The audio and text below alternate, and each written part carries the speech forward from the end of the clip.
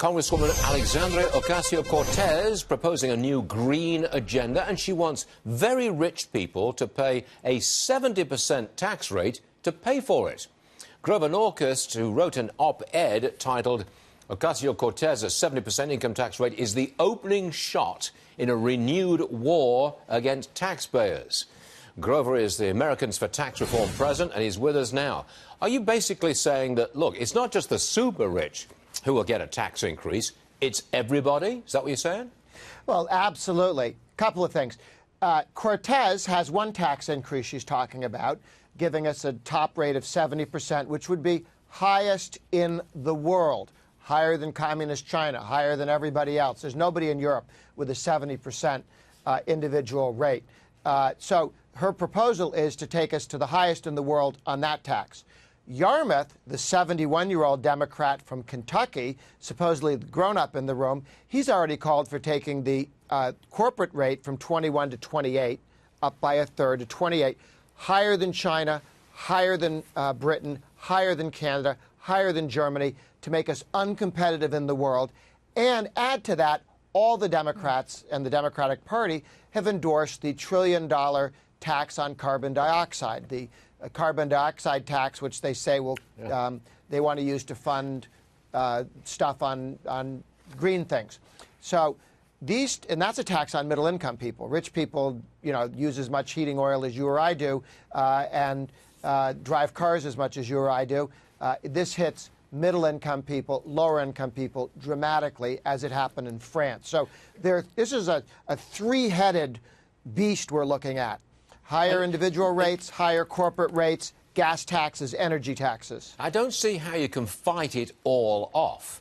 Granted, there's not going to be a 70% tax rate on the super rich. There's not going to be a huge new tax on businesses. I got it. But they'll get something. They run the House. They run the important committees in the House. The Democrats all universally want taxes to go up. You can't fight everything. They're going to get something, aren't they? Well, the Democrats wanted a tax increase for the last 6 years of Obama, and they didn't get anything. They only got tax increases when they had the House, Senate, and the presidency. The only time taxes have been raised in the United States since Bush left office, George Herbert Walker Bush, back in 90, he raised taxes after promising not to. Since then, they've never passed a tax increase unless the Democrats had the presidency, House, and Senate. First 2 years of Clinton, lost the House and Senate.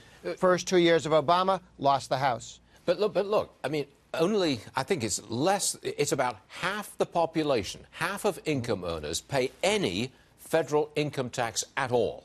Half the population pays none.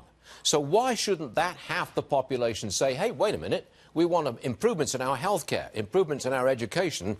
Let's have the other half, the rich, let's have them pay for it. We're at that tipping point, aren't we? I know we've been there before, but we're right back at that tipping point where a tax increase on the rich may be more popular than you'd like. Well, you'd think that would be more true.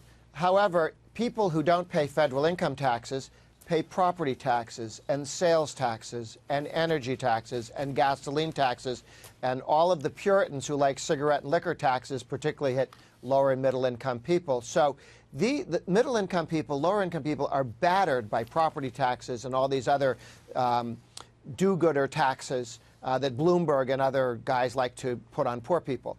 So they feel overtaxed. You may go, but you're not doing the income tax yet. They still feel hit. So that's one of the things that helps us fight taxes in general. Lower-income people are not excited about raising taxes because they think if you raise taxes on the Bloomberg billionaires of the world, you know what? They're next. Okay, got it. Grover, thanks for joining us. See you again soon. Thank you. You got it. Sure.